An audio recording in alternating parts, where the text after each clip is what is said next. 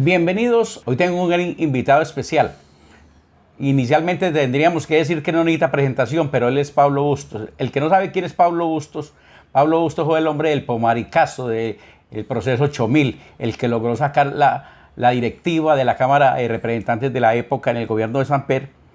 que hoy están desaparecidos en la política. Afortunadamente algunos han desaparecido, otros siguen vigentes. 30 y 40 años los mismos de siempre. Esto no cambia en Colombia. Pablo Bustos, bienvenido. Gracias, Jorge. Es un honor estar de nuevo compartiendo con la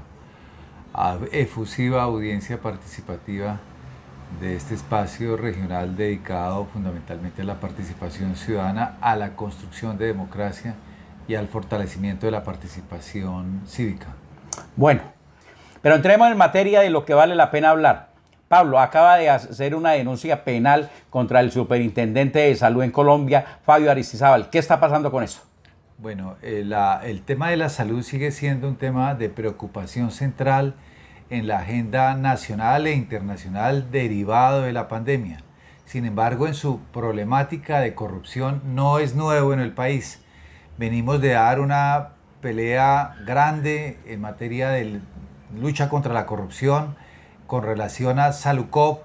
el Café Salud y Medimás. Ese episodio que logramos destapar, mostrar al país y poner inclusive de alguna manera derrumbar el emporio de Carlos Palacino y empezar otra contienda con el proceso mismo de rearticulación de esas fuerzas que han capturado el sistema de salud de los colombianos y colombianas. En ese sentido, de igual forma y de manera reciente, en un episodio de nuevo trágico,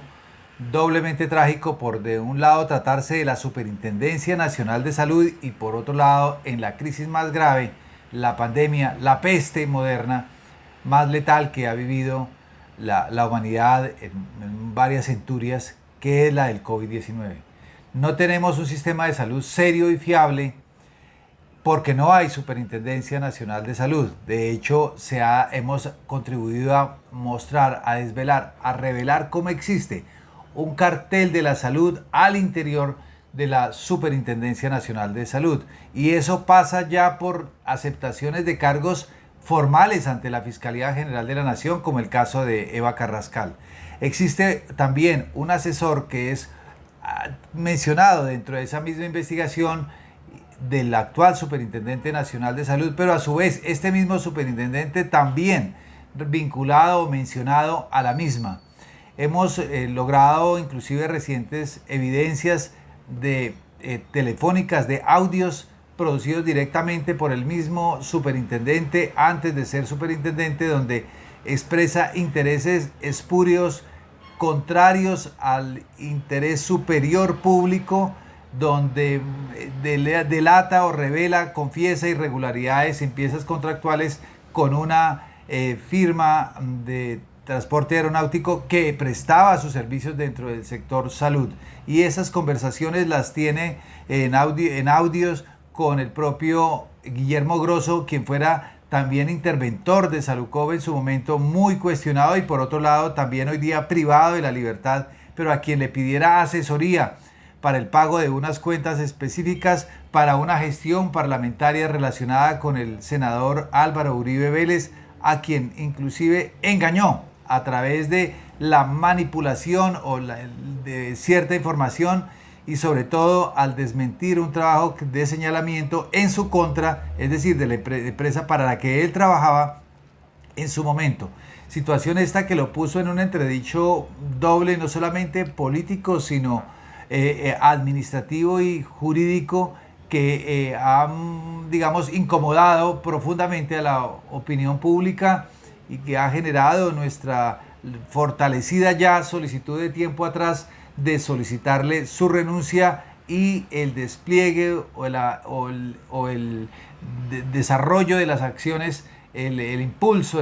procesal respectivo en las acciones de distinto orden que hemos promovido, entre ellas la acción penal. Y esto lo decimos porque el propio Fabio Bonilla es una persona que no ha respetado tutelas que se le han presentado, porque ha desatendido en numerosas decisiones judiciales, porque hay señalamientos inclusive recientes que los denunciamos en el Congreso de la República en un foro de control político, mejor una audiencia, que inclusive las fuerzas políticas gubernamentales lo señalaron como de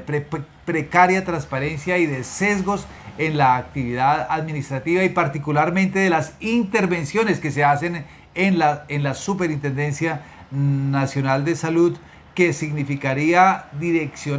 terminar algunas empresas con criterios sesgados y direccionar esos pacientes que representan millonarios recursos mensuales, varios cientos de miles de millones de pesos, por los traslados que hace o pagos que hace el gobierno por esos pacientes, y en ese sentido desdibujar la naturaleza de la superintendencia, hoy día ausente por completo de la crisis en salud del país, particularmente del COVID, y donde la salud ha tomado las modalidades de corrupción más escabrosas, más indolentes y más, digamos, notorias para la comunidad, golpeando de nuevo no solamente la economía o el recurso patrimonial de los colombianos, sino más grave aún, atentando contra la salud y la vida en una situación de abierta crisis. Bueno, Pablo, hoy el problema de la salud con el asunto de las vacunas, venimos en una discusión muy clara y concreta de país. Hoy el gobierno nacional recauda por el medio del ADRES, lo que reemplazó al FOSIGA, recauda la plata del régimen subsidiado y el régimen contributivo. O sea, el contributivo llega a ese fondo y el gobierno nacional, con los recursos de los colombianos, paga el régimen subsidiado de salud para pagarle a las EPS. Yo hago la pregunta: ¿a razón de que el gobierno nacional va a comprar vacunas y no la compran las EPS, que son los que nos tienen que dar a nosotros la garantía de la salud en Colombia? ¿Cuáles son las condiciones que pueden estar dando en Colombia hoy respecto a eso? Y el gobierno nacional planteando que va a permitir que particulares traigan la vacuna. Me parece que la pregunta es válida en varios sentidos, no solamente pertinente, sino muy aguda. De hecho, el tema de fondo es por qué el gobierno nacional, es decir, del dinero y recursos de todas y todos los colombianos y colombianas, se tienen que pagar esas vacunas, cuando inclusive todas las EPS deben erogar, aplicar unos recursos importantes en el tema de prevención, es decir, pagar por lo que ya se ha pagado, e inclusive cubrir un rubro o una actividad que deben realizar las entidades prestadoras de salud, que son de suyo ya un gran negocio desbordado en el país. Por primera vez en mucho tiempo el presupuesto de la salud supera inclusive el presupuesto de la guerra en Colombia, independientemente del tema COVID y de las modalidades tan flexibles que se han prestado para romper la transparencia de los procesos contractuales y el manejo probo de los recursos públicos alrededor de la salud. Lo que estamos señalando en últimas es que esos recursos nunca debieron salir del bolsillo, de las arcas, del patrimonio del Estado, entendido como gobierno nacional o gobierno central a través del Ministerio de Salud, sino que por el contrario debieron ser erogaciones que debieron asumir de manera directa las EPS y por tanto, sea en el régimen contributivo o no, debieron haberse hecho cargo del proceso de vacunación, de transporte, y en últimas el Estado lo que debió haber hecho fue una deducción de esa inversión que ya va por varios billones de pesos. Inicialmente ya se han erogado más de 1.5 y va por eso en una primera fase y no alcanzaba para el conjunto de los colombianos. Es lo que hemos señalado que es uno de los grandes desaciertos y que la legalidad de esa operación misma resulta sumamente cuestionable. Estamos evaluando el tema de una manera más rigurosa para, de ser el caso, promover las acciones respectivas que tiendan a resarcir el patrimonio público respecto de unas vacunas que de antemano fueron cubiertas por el rubro de prevención en materia de salud, que ya se eroga de manera sistemática y que no se ha utilizado de manera seria y transparente en materia de salud. ¿Cuánto más sería para este ejercicio? Las vacunas contra el COVID en términos unitarios no valen en realidad mucho, más de 100, 200 mil pesos, pero en el sumado y en el agregado nacional resultan ser sumas astronómicas en esta primera fase de vacunación. Es decir, en esta primera vacuna que ha aparecido. Seguramente cepas posteriores obligarán a procesos de vacunas masivas o multitudinarias posteriores y seguirá un desangre del erario público que no estamos en condiciones de tolerar, permitir y sobre todo porque va a terminar en nuevas cargas impositivas y a diezmar el patrimonio público ya de por sí muy esquilmado por este flagelo de la salud que ha sido acompañado en su moneda de reverso por temas de abierta corrupción. Bueno, Pablo, cambiando de tema, en Colombia todo el mundo le habla del cambio. Todo el mundo habla de cambio, que el nuevo gobierno, el gobierno que llega le echa la culpa al anterior y ese al anterior. Y en Colombia resulta que llevamos desde el gobierno de César Gaviria Trujillo. Usted comienza a mirar ministerios, comienza a mirar todo lo que está sucediendo en Colombia y siguen siendo las mismas figuras. Aquí no cambia nada esto. El país todavía tiene un régimen patriarcal y hereditario. La democracia no deja de ser más que un asomo para seducir a las masas y legitimar la forma de sucederse casi que en una monarquía democrática, por decirlo de alguna manera. Es decir, ni siquiera constitucional todavía, sino democrática. Es decir, es la forma de legitimarse los feudos y las herencias en que se han vuelto como un régimen puramente patrimonialista la estructura del Estado colombiano. La renovación de los apellidos en la dirección, las repeticiones en los linajes y en lo que sea mal llamada aristocracia o una democracia hereditaria que no es más que la deformación de la misma y pasar a una monarquía de corte más cerrado, ni siquiera tan matizado como se puede dar en las monarquías europeas, donde caen unas monarquías y se juntan otras con otras casas reales, pero acá, digamos, es mucho más grave en la medida en que hay una hipocresía en la construcción de la apariencia democrática, toda vez que son unas mismas familias con distintos apellidos, a veces casadas con otros que no aparecen en el escenario político, pero sí en el escenario empresarial, pero en el escenario contractual o el de los beneficios de lo público, que vienen haciendo, digamos, una línea de mando y en donde los emporios económicos tienden a consolidarse a través de la instrumentación de lo político y por lo mismo el fracaso del proyecto democrático en el país. Pablo, el problema de este país del populismo entre izquierda y de derecha, del problema grave de la plata que se pierde en corrupción, que se dice de 50 billones de pesos en Colombia, y toda esta cosa del populismo de gente de izquierda y de derecha hablando de renta básica en Colombia y la gente le gusta que le hablen de eso porque le van a dar. Resulta que esa plata sale del bolsillo de los impuestos que pagamos todos los colombianos. No es fácil hacer esa situación con lo que se pierde hoy en Colombia. ¿Qué podemos hacer los colombianos respecto a lo que está pasando? Bueno, el flagelo de la corrupción es indudablemente el mayor problema que aborda nuestro sistema político y de participación. La corrupción no solamente sustrae recursos, sino también esperanzas y posibilidades, anhelos, espacios democráticos. Defrauda al ciudadano y lo inhibe al punto de dejarlo de alguna manera postrado al punto de un mendigo y rogar por vía de exigencia pública armonizada, estandarizada, generalizada, la renta básica. La renta básica no es más que el producto del fracaso del Estado social de derecho en su formulación jurídico-formal, política, y la entrada en un estado de limosneros, sin generarle posibilidades de empleo y sostenimiento digno al conjunto de la población y sobre todo de repartir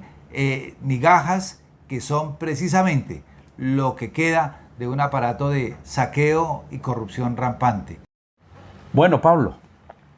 hoy en Colombia los problemas más graves de los colombianos son las concesiones de las vías. Se privatizaron las vías en Colombia. Se están privatizando todas las empresas de servicios públicos. Hay unos tipos que nos han quedado con las empresas de aseo, otros con las empresas de acueducto